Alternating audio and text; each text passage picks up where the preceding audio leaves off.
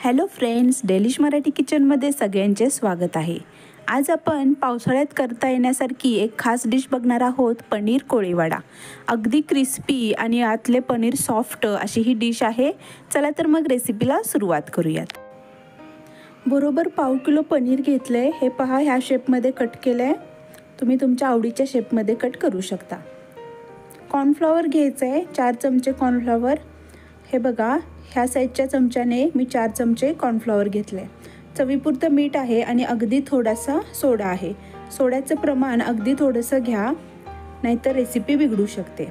लाल कलर घ्यायचा आहे आपल्याला, फूड कलर ऑप्शनल आहे। आणि दही, 2 चमचे दही आहे आणि हे अगदी घट्ट दही आहे। मी ह्याच्यातलं पाणी सगळं नितळून काढले। पावडर मसाले लागणार आहेत।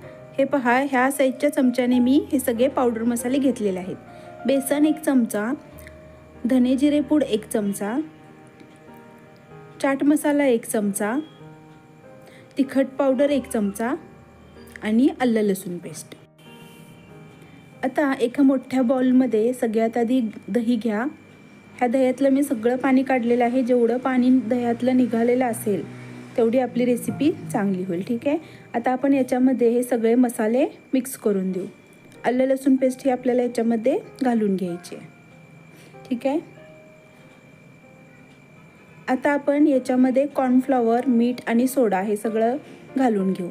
सोड्याचं प्रमाण अगदी व्यवस्थित घ्या। थोडंसं कमी झालं तर चालेल, पण जास्त झाला तर रेसिपी बिघडू शकते। त्यामुळं 1-2 चिमटच आपल्याला सोडा घ्यायचा आहे, ठीक आहे। आता हे सगळे पावडर मसाले आपण व्यवस्थित मिक्स करून घेऊया। ही डिश अगदी झटपट होणारी आहे। अगदी बाहेर पाऊस पडत असेल आणि तुम्हाला विचाराला की भजीच्या ऐवजी आपण काय झटपट बनवू शकतो, तर ही एक बेस्ट रेसिपी आहे, ठीक आहे। आता मी याच्यामध्ये फूड कलर घालून घेणार आहे। आता व्यवस्थित आपण हे सगळं मिक्स करून घेऊया। तुम्ही बघू शकता, अगदी घट्ट अशी आपली ही पेस्ट झालेली आहे, कारण की आपण दह्यातलं सगळं पाणी काढलेलं आहे। आता आपण याच्यामध्ये पनीर घालून देऊ आणि अगदी व्यवस्थित ह्या पेस्टने पनीरला कोट करून घेऊ। तुम्ही बघू शकता, पनीर आपलं व्यवस्थित कोट झालेलं आहे। तेल अगदी गरम झालेलं आहे। आता आपण याच्यामध्ये आपली पनीर कोळीवाडा तळून घेऊया, ठीक आहे। अगदी चटपटीत अशी ही डिश तयार होते।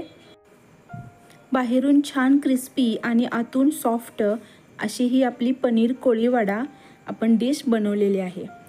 2 ते 3 मिनिटच लागतात ही तळण्यासाठी। जास्त वेळ तळू नका, नाहीतर वरचं कोटिंग करपून जाईल, ठीक आहे। आता आपण हे व्यवस्थित टिश्यू पेपरवरती काढून घेऊ। तर फ्रेंड्स, अशी ही आपली पनीर कोळीवाडा रेडी आहे। ही पनीर कोळीवाडा तुम्ही नुसतंही खाऊ शकता किंवा सॉस बरोबर किंवा पुदिना चटणी बरोबर तुम्ही सर्व करू शकता।